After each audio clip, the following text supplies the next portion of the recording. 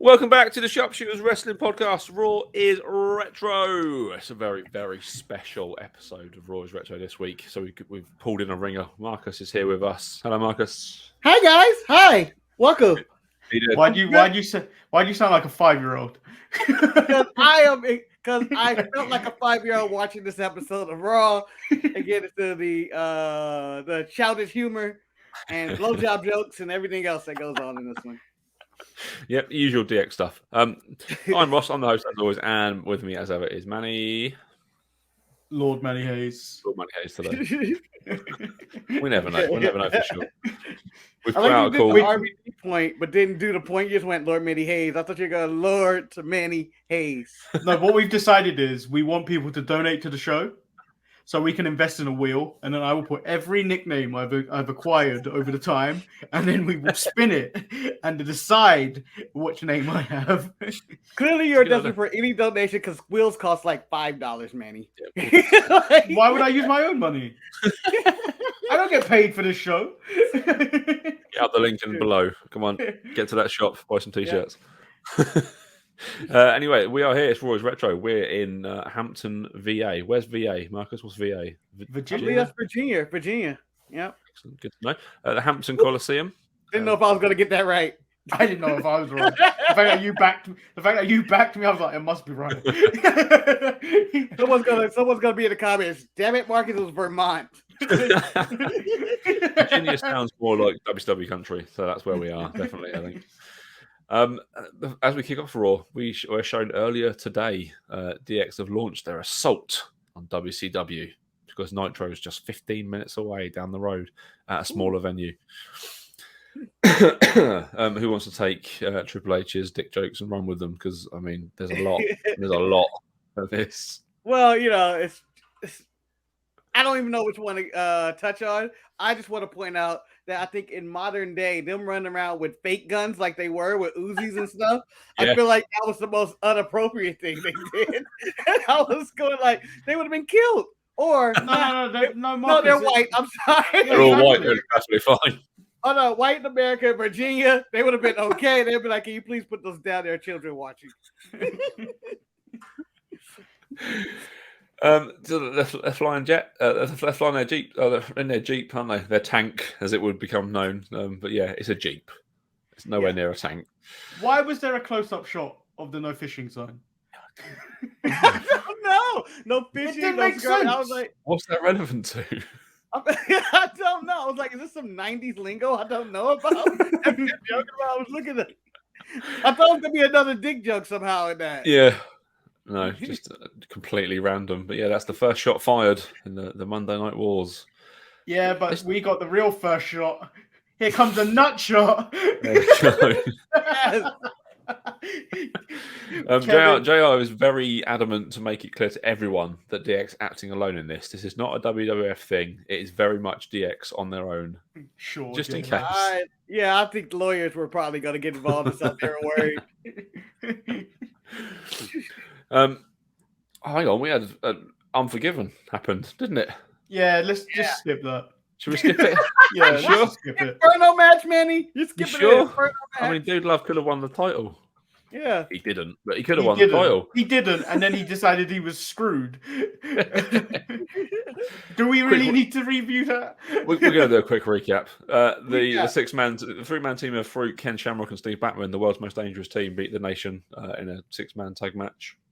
Triple H beat Owen Hart. A feud that seems to go on for eternity. Yeah. I was about to ask, did that one actually have a definitive finish? Because every time I've watched these people fight Ken Shamrock in the Nation, no matter who's with them or not, it's never had a finish, and I'm never going to conclude the storyline.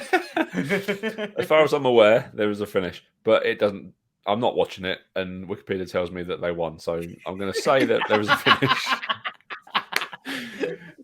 Triple H beat Owen Hart to retain his European title. Great. The Midnight Express of Bodacious Bart and Bombastic Bob defeated the Rock and Roll Express of Ricky Morton and Robert Gibson. Great. That's fantastic. I'm happy for all of these people who won. Yeah. Luna beat Sable in an evening gown match. So does that mean she stripped Sable? Yep. Yeah. That's how they work. So we all won in the end. Apparently, everybody won. Won. The Outlaws defeated LOD, Yeah. so their big return led to nothing, but it was the longest match they've had ever. I think 12 minutes. Oh. But yeah, It's a long from what I match, hear, it was some controversy in that match. Almost certainly. JR was yelling and alluding to it, but I got to catch the replay on Tuesday to find out what happened. The Undertaker defeated Kane in the Inferno match, the god-awful Inferno match. And Dude Love did beat Steve Austin, but it was by DQ, so he didn't win the title. Damn. There we go. Isn't it sad that that's essentially the same ruling that Dusty Rhodes never won it? That's why Cody's back. Well, this whole set up tonight. The closest the Rhodes have ever gotten to that title was tonight when Ghost and Austin made a bit. I know I'm jumping ahead a little bit, but I would like to say, for the record, the pay-per-view was called Unforgiven. Yes, you're still to this day not forgiven for it. Our first match of the evening, well, kind of, is Ken Shamrock and Owen Hart versus The Rock and Mark Henry. The Rock debuted his new IC title last night, actually. Oh. Yeah. And he references for the first time the People's Champ as well. The People's Champ has come to Hamptons. That's good. Is this the first time? Yeah. I think he gets on the mic in the ring and says that this is the first time. Is that what happens in this one? I heard him say finally, the champ. This is the first time I heard him say finally and everything. Yeah. So it's all coming together. It's all coming, yeah. Quite a quick development, really. Yeah, I thought it took longer. This whole stuff, like I even this episode, when I told Marcus you should be on this show because it's like historic show. Yeah. But I was just like, I thought this was way further down the line in terms of DX. Yeah. Yeah. I just thought I was like, oh, they just formed a new DX a few weeks ago, 4 or 5 weeks ago, maybe 5 weeks ago, yeah. And then I didn't know they invaded right away. I thought, that was prime middle of babyface run DX, but no, this was still heel DX who 5 weeks ago barely just kicked Shawn Michaels out, and I was like, damn. Yeah, we don't get a match here. Owen jumps Shamrock from behind. Yes, turns on him. Owen is turned, and he needed this, didn't he? He's been a bit kind of bland, really, since his return. Not been very good. He's good just in the ring. Around, he's always right? good in the ring, but yeah, he's just been Owen around. Hart. He's just been Fighting doing everyone. Yeah, he's all over the place, getting random title matches, and he's fighting everybody. Everybody has beef with him. And this the episode, he reached his boiling point. It was like, you know what, Shamrock? I don't need this. Fuck you. He'll kick you back in the head. Farouk attempts to take out the Nation. I say attempts. It doesn't work. You just can't get the job done, can he? There's just too many of them. Yeah. God damn it. Farouk, I thought had him. I was like, Farouk is coming out. He's in the Jungle Boy role.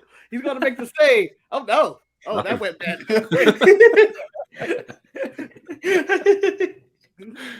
So Owen's now a heel.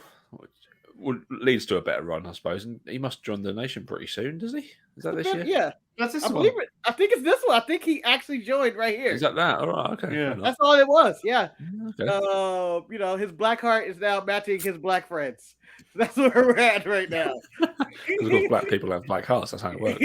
Apparently, yeah, that's how it works. And I can see that rolling through Vince's racist eye. Ooh, this is great. That little glint in his eye, which is just pure racism. It's a gleam of racism right there.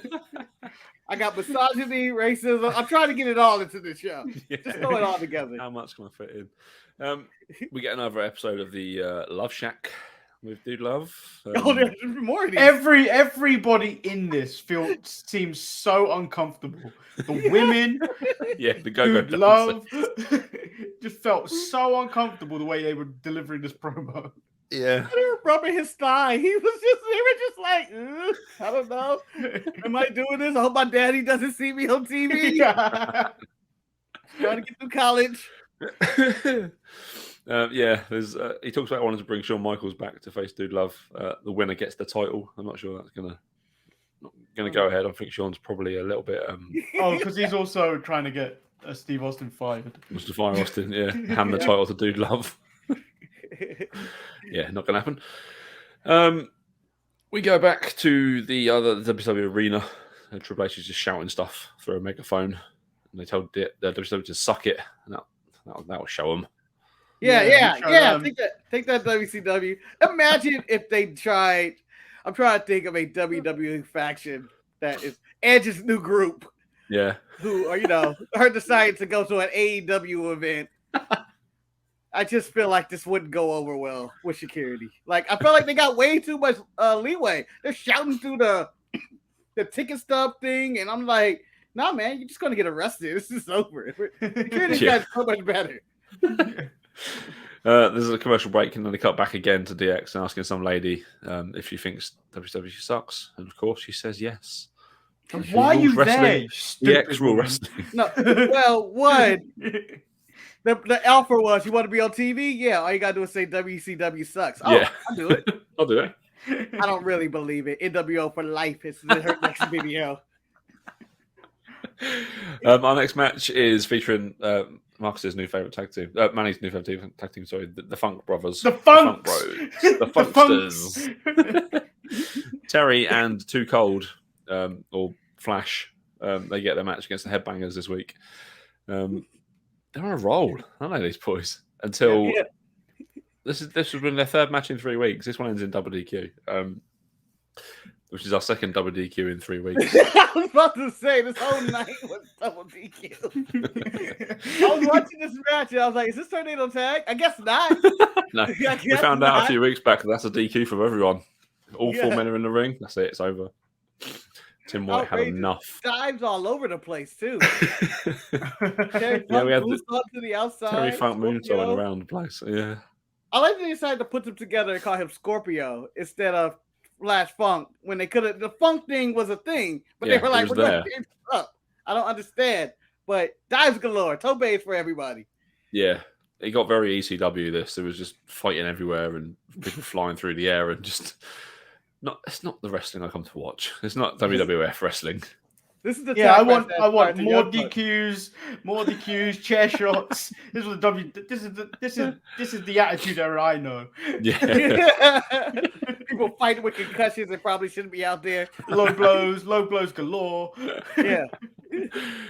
We cut back to the Norfolk Scope Arena. Triple H calls out Scott Hall and Kevin Nash. He starts chanting, "Let my people go." I'm really happy to do that. Do you know who I started to suddenly hate during these watch-alongs is H-Pac anytime he speaks. Most graveliest voice man in history. This guy needs a throat lozenge or something. He certainly does. Have a cough sweet, young man. Here you go. So can I offer you some warm, salty water and gargle it, please. Spit it out. Hopefully this remedy works. We got back to the arena to see Vince.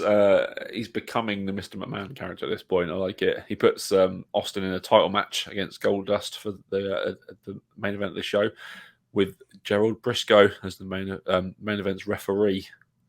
Fair. Love a stooge in there. Bang, definitely. Calling it right down. He's a legend. He's a legend.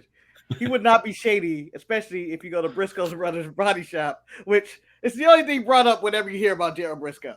Yeah, I mean that got a lot of business for years.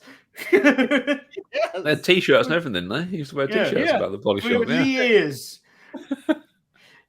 Just like I believe Dr. Britt Baker, DMD, gets loads of dentistry business from wrestling fans that just want to be like, have her fingers in a I want to talk about the creepy ones that go to the dentist every week. Apparently, just like, didn't I take your wisdom teeth out last week? Yeah, but I'm still having a little pain right here. Can you do this again? Just spend the week eating pure sugar just to rot those teeth quick enough. Just going to see Brett. I go there just to feel numb.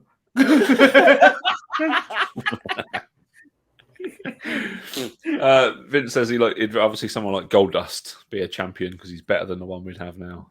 Yeah. Cutting lines, Vince. Absolutely cutting lines. Austin's not happy, but then what's new there? He's not been happy really since he won the belt.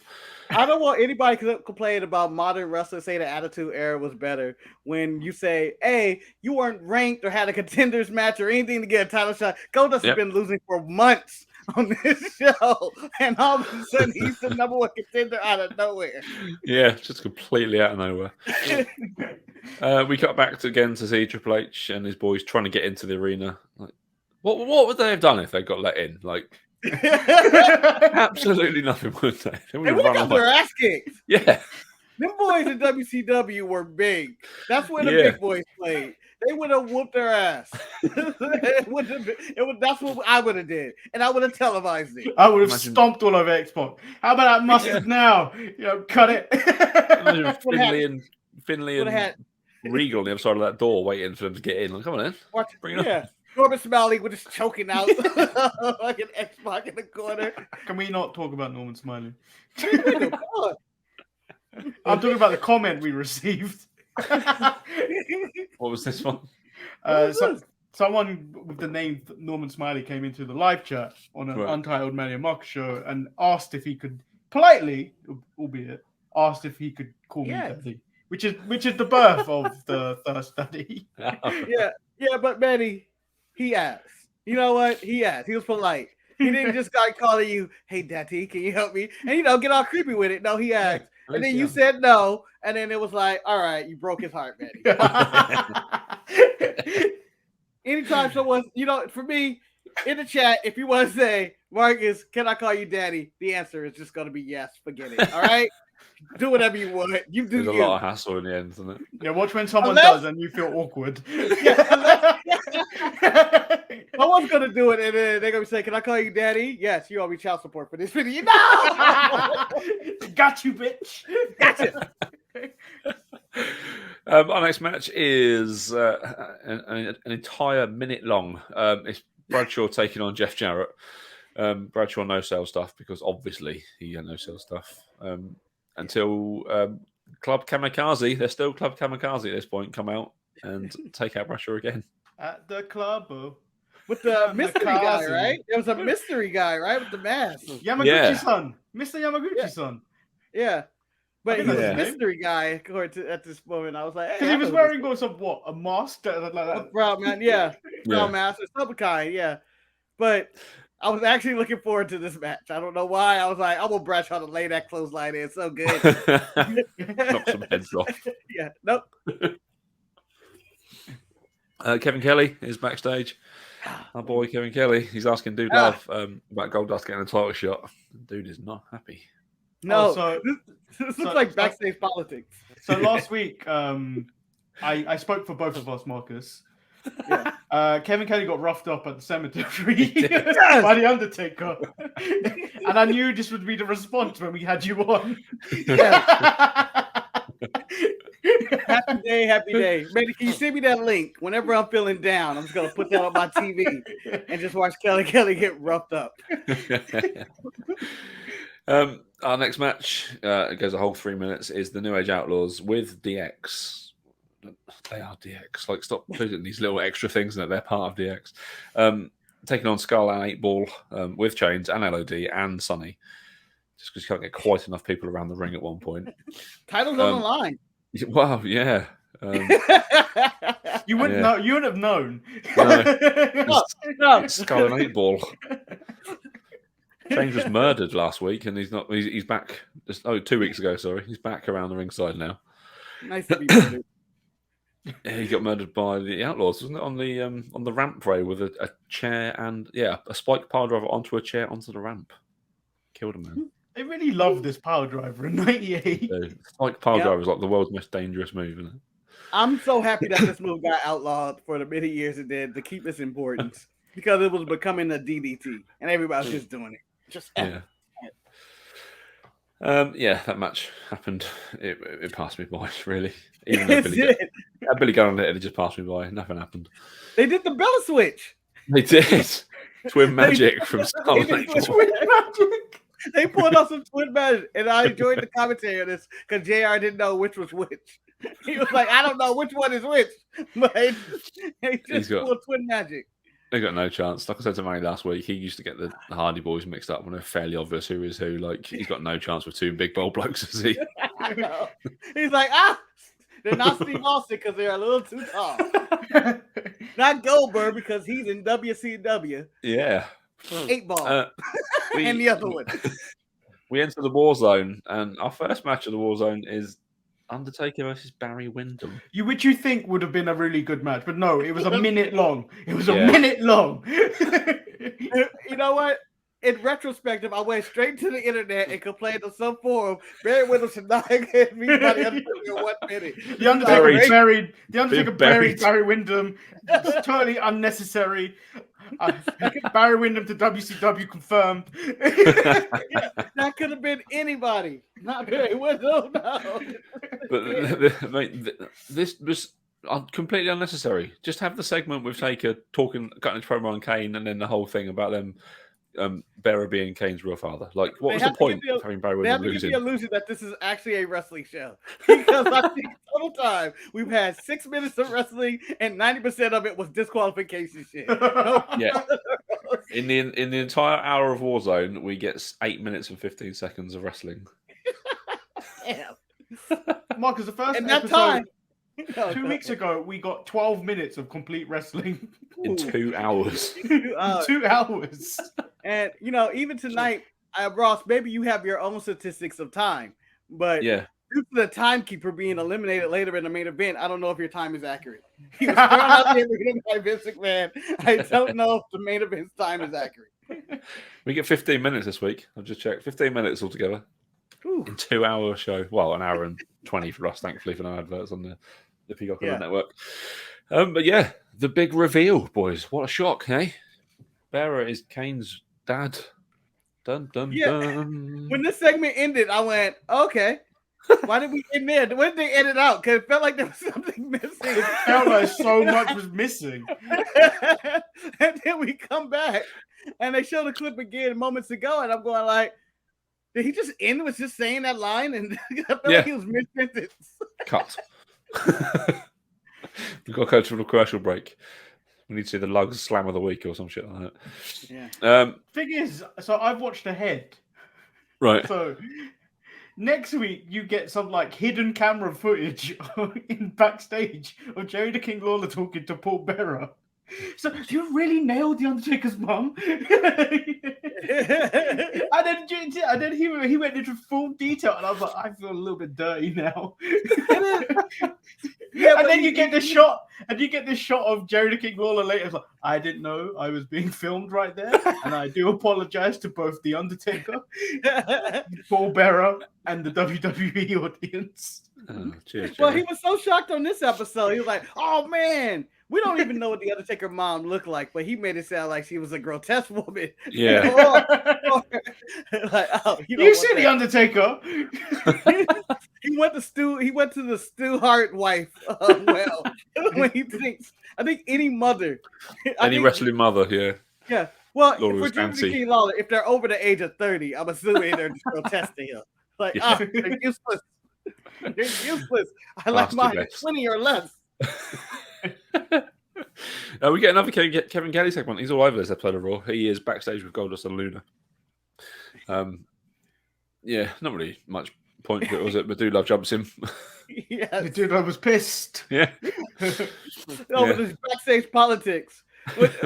Because Dude passed, this is after Dude passed Vince, and he's talking shit to the announcer, and Vince is like, "What the fuck, man? I'm over here trying to run the show, and I hear you talking shit." And Foley's like, "What's up, Vince, man? I put the tie-dye shirt on. I'm doing everything you asked. I look like a fool. I got these hookers on me. I'm doing everything." Yeah, and then Vince is mad that someone's recording him while he's having this conversation. This next thing is a complete cluster, basically. Triple H, X-Pac, and China are out to complain about DOA, trying to ruin their night, basically. They're expanding WF into new markets. Triple H challenges anyone of DOA to a European title match. 8 Ball comes out. Or anyone. It was anyone, period. Oh, was it? Yeah. Okay. I thought it was anyone with DOA, but yeah, anyone, fine. So He 8 Ball says- comes out. They all come out. First 8 Ball or whichever one, the Harris Scarf, Buddy. yeah, or James, come out. who knows? Yeah, and then my favorite segment of the week. Sorry for the spoil in the end. Stand to be severed in an oversized suit, being hounded by Cornell. I was like, "Don't go for this. This is a setup." And this, my friend, was the birth of the 24/7 title. Right? I was so mad. I was literally so mad at Jim Cornette in this moment, and I'm talking about present day. I was furious with Jim Cornette because I wanted to see Dan to be Severn destroy Triple H. Yeah. The originator, take him to real Suplex City. I feel like this segment. I'll let Ross finish describing it, I guess, before I go into the end of it. So Severn's on his way down to the ring, taking off his suit jacket, very nice, and his shirt and his tie, and then Cornette just gets taken down, doesn't he, into a submission hold, and that's kind of the end. They just walk off, like, well, my job's done, I suppose. That's what I want to get on. Triple H was pissed. He's like, oh, my buzz is ruined. My life is over. I've been out here 3 times tonight. We lost the titles. I want to just beat up somebody. He's all pissed and all grumpy and shit. Puts the title down. Everybody's coming out. Dan to be Severn comes out. That's when I realized Triple H was going, I meant anybody, but not Dan to be So I think that as soon as he told Cornette, he was like, well, I'm satisfied. Yeah. My work's done. That's fine. Yeah. I'm gonna take this as a DQ because Jim Cornette got involved. So I had the match. Jim Cornette got involved. Yeah. I got DQ'd. I'm out of here. Yeah, it's fine. I guess that's out of my system. I've retained my European title. DX could have lost everything tonight. I like to think this is what Tony Khan does whenever he hears Jim Cornette just ranting about his show. And he's like, all right, that's it. He's all pumped up, ready to go. And then someone walks out. I was like, what did you say? Someone choked out Jim Cornette. Everything's right in the world. We get another backstage segment. This time it's Michael Cole. Kevin Kelly must have been busy. He grabs Austin. Austin says no one's going to screw him out of the title because if they try to, they'll get their asses beat. And that's the bottom line. So, fair enough. Cheers, Steve. Love Austin. Love him. Couldn't say anything wrong here. Yeah. We get a Val Venus promo. Another Val Venus promo. Is he getting a blowjob in a BMW? What's going on? He definitely was. He definitely was. Well, I'm not going to accuse him of that or that young lady who was looking for his keys. Val was just looking. She was looking for his keys. He couldn't get down there. He couldn't get down there. How dare you? How dare you on this show defend Val Venus? I am defending Val Venus and I believe he would not do such a vile thing and get oral sex in the middle of Monday Night Raw. It's in the vignette about that. No, his reaction. I'm sorry, that's the most baller shit you could ever do in your life. You can hear the frustration that he couldn't find his keys when he was like, ugh. Like, so that's what I'm going with right there. Eventually, I hope that young lady found those keys.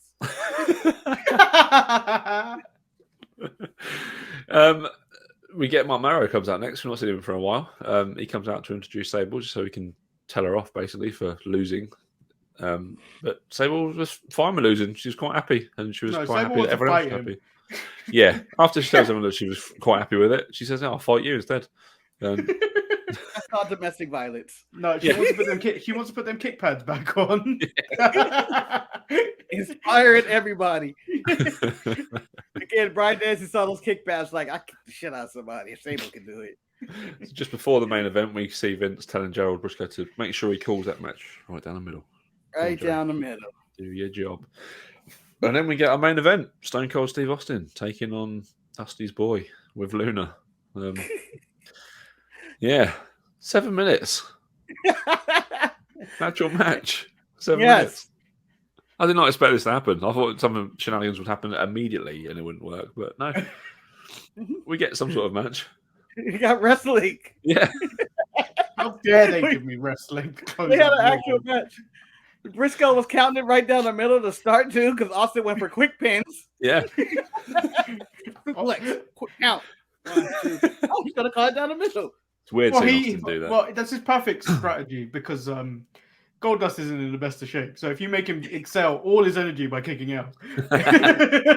Where to come with the strategy game for that? I know we normally reserve that for strictly watch-alongs. Yes.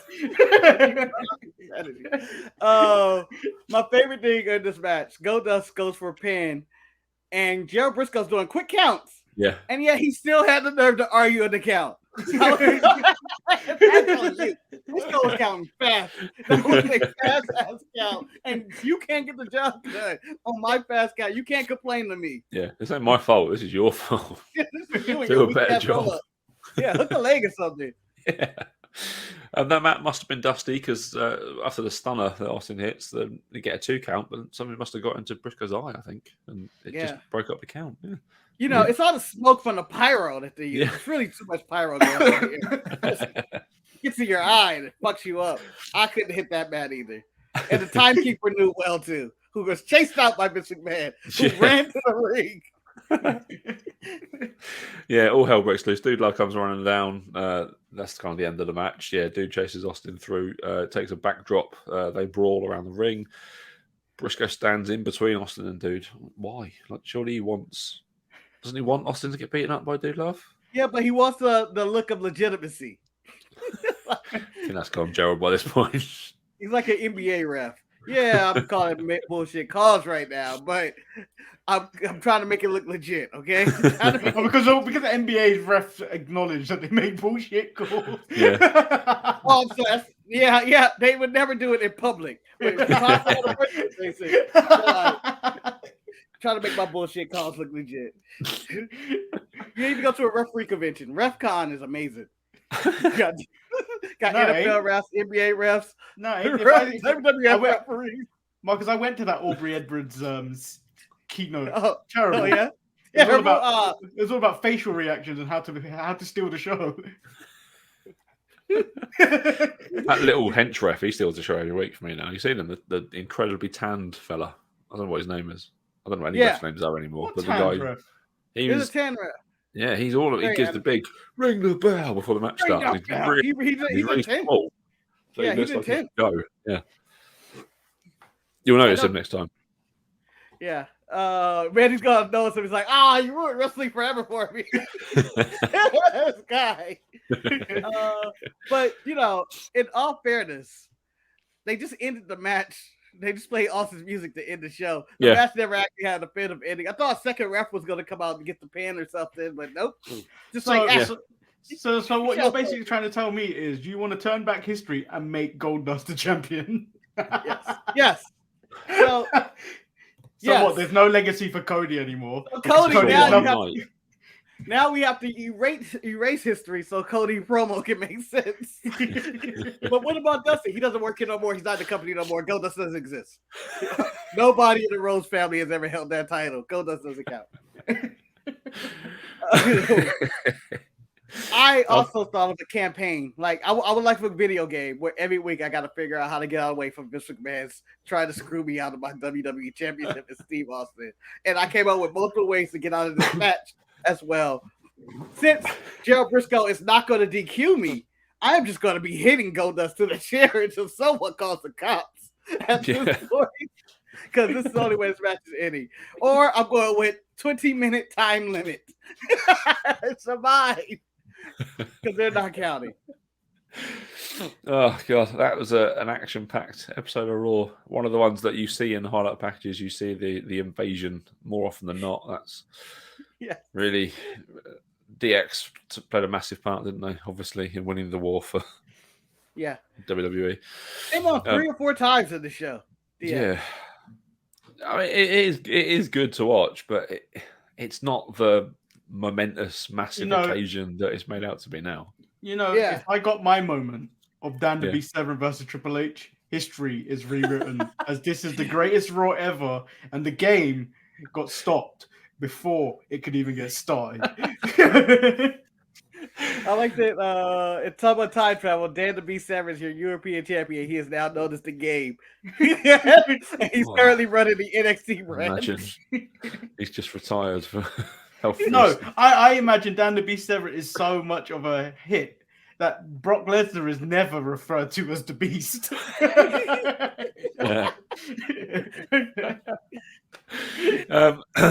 Match of the night, Marcus, your favorite match of this? I believe there was only one because everything else was cock teasers. Yeah. The main event was the only match on the show, I believe. Yeah, so, not really much to choose from. Yeah, Manny. I kind of want to give it to Owen Hart turning on Ken Shamrock because I feel like Ken Shamrock deserved it. But in turn, I will give it to the main event. And then when you get to who's my MVP of the week is Owen Hart. Okay, fair enough. Yeah, obviously the main event is my match tonight as well. Yeah, MVP Owen Hart. Marcus, where are you? I have to go with Dan to be Sever for choking on Jim Cornette. Yes. I thought that was an impressive choke, and he had all rights to do it. I don't know why Cornette did not want him to win the European title. Yeah, wasn't wanting to have a belt. This title's not going to exist in 5 years. It's not going to exist. You don't want to do this. You don't want this. I don't understand why he didn't want to continue the Ultimo Dragon run and add the European title to all those belts he had. I don't know. It's like, you don't want that piece of garbage. It's going to be renamed the 24/7 title, I swear. Yeah, I'm going to go with Dan Severn as well. That was the best thing he's done so far in weeks. Weeks on Raw, that's the best thing he's actually achieved. I just had a quick look forward to our next pay-per-view, which is Over the Edge. Not that Over the Edge, thankfully. Coming years. But we get LOD 2000 with Sonny and Darren Drozdov taking on the DOA. He's here. It's coming in 2 weeks' time. We get Blackman versus Jeff Jarrett. Sable versus Mark Marrow, which lasts 21 seconds. That match. Wow. She beat him faster than Becky beat Bianca, yeah. We get Taka and Bradshaw. You can get out of her in a match. Taka and Bradshaw taking on Kai and Tai, which is an odd thing. Taka all of them. Bradshaw. Yeah, all of them together. We get the IC title match between The Rock and Farouk. I thought you were going to say Shamrock, and I was like, God damn it. Guess who interferes? No, he doesn't.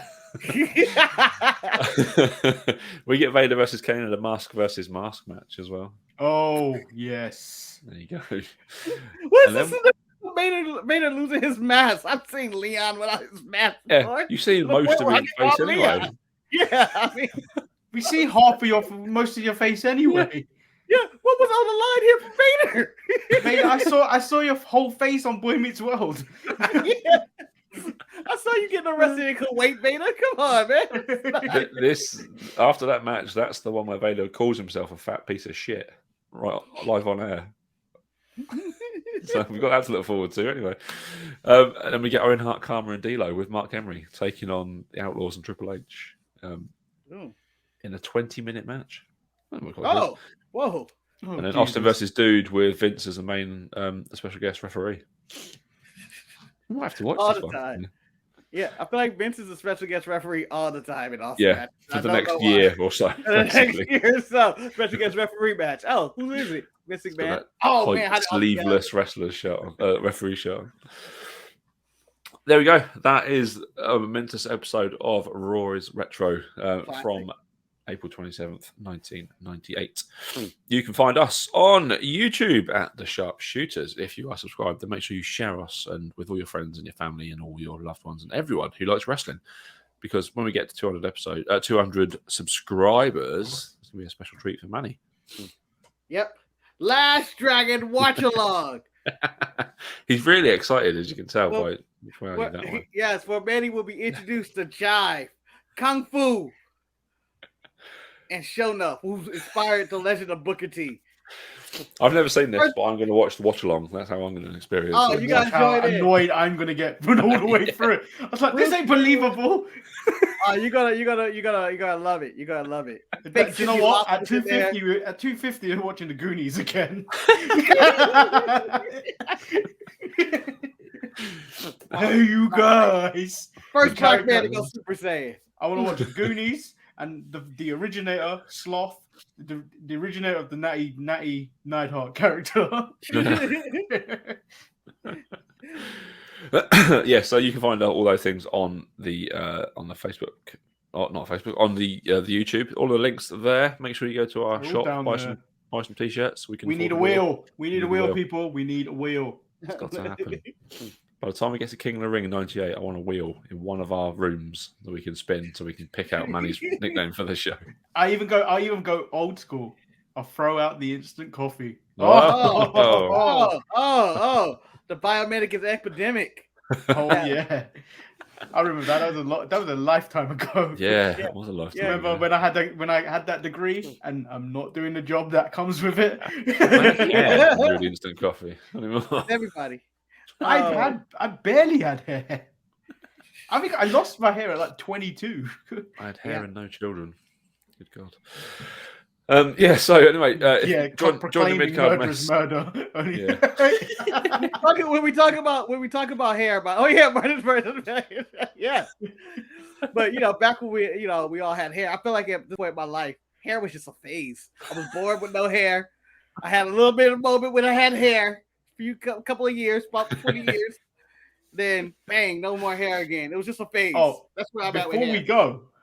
Before we go, I'm not sure if Ross has heard it already, but the next Toothpaste Suicida, Ross, you have to be on the show because you're coming on as Rasta. Oh, really?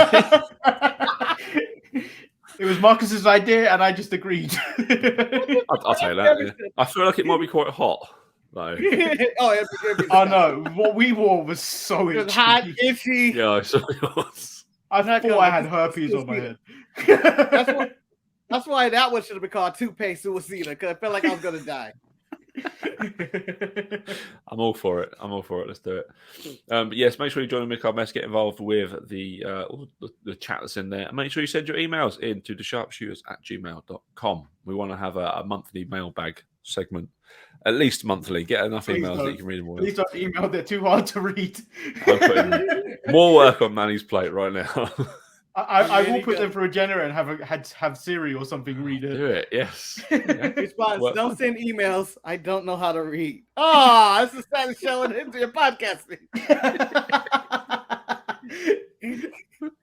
Donate to the show. Donate to the show so we can get a tutor.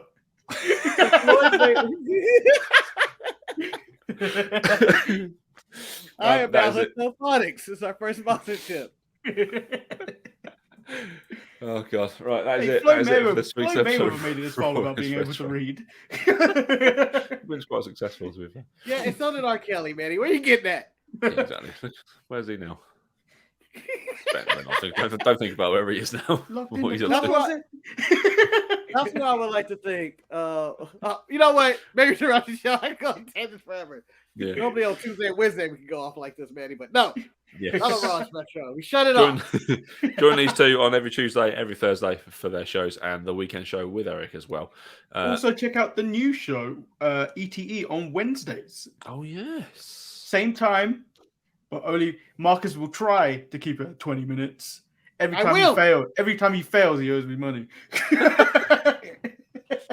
Just like everybody else in the world.